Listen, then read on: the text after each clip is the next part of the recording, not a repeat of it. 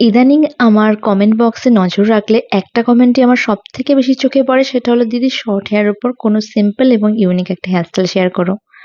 Hello সবাইকে, আশা করছি সকলে খুব ভালো আছো।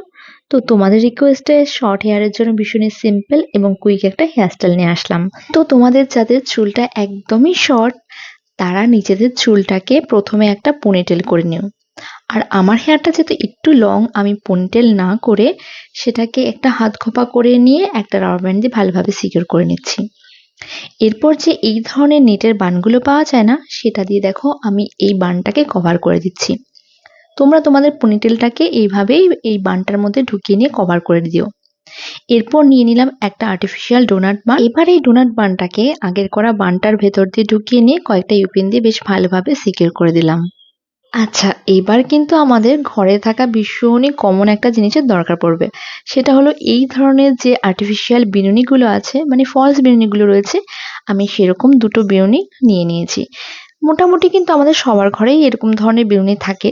আর যদি কারো কাছে না থেকে থাকে, তাহলে সেক্ষেত্রে তোমরা তোমাদের লোকাল মার্কেট থেকে প্লিজ এটা পারচেজ করে নিও। কারণ এই হেয়ারস্টাইলটার জন্য এই বিনুনিটা কিন্তু সবথেকে ইম্পোর্টেন্ট জিনিস।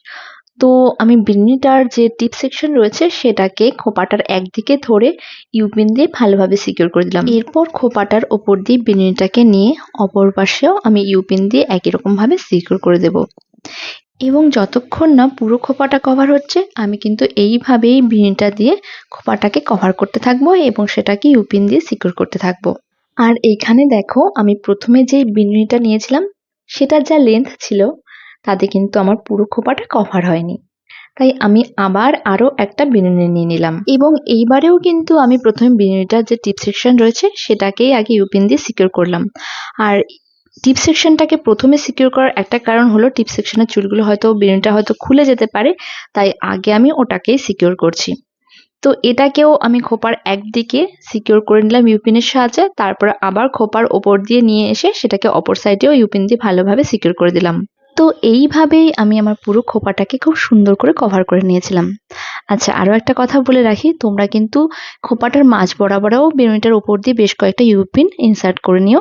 এতে তোমাদের খোপাটা আরো একটু বেশি সিকিউর হবে। আর এই হেয়ারস্টাইলটা কিন্তু curly hair, long hair, straight hair, যে কোনো হেয়ারেই খুব সুন্দরভাবে করা যাবে।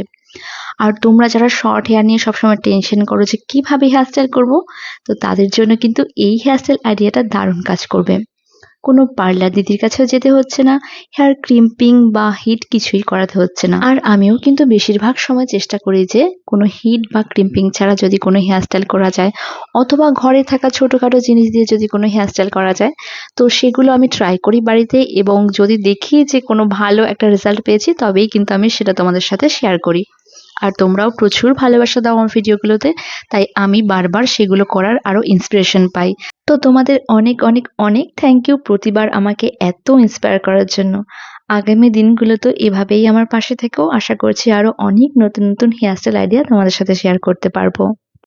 আর দেখো, তোমাদের সাথে গল্প করতে করতে আমার পুরো বানটা কিন্তু খুব সুন্দরভাবে কমপ্লিট হয়ে গেছে। তো এরপর আমি আরো বেশ কয়েকটা এক্সট্রা ইউপিন দিয়ে এটাকে আরেকটু ভালোভাবে সিকিউর করে নিচ্ছি। আর এই বানটা ডেকোরেট করার জন্য কিন্তু তোমরা চোখ বন্ধ করে বেলফুল অথবা জুঁই ফুলের মালা ইউজ করতে পারো।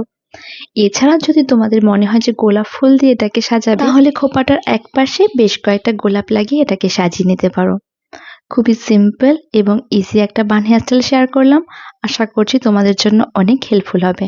আর যদি এই হেয়ারস্টাইল আইডিয়াটা তোমাদের ভালো লেগে থাকে, তাহলে অবশ্যই টুক করে একটা লাইক এবং শেয়ার করে দিও।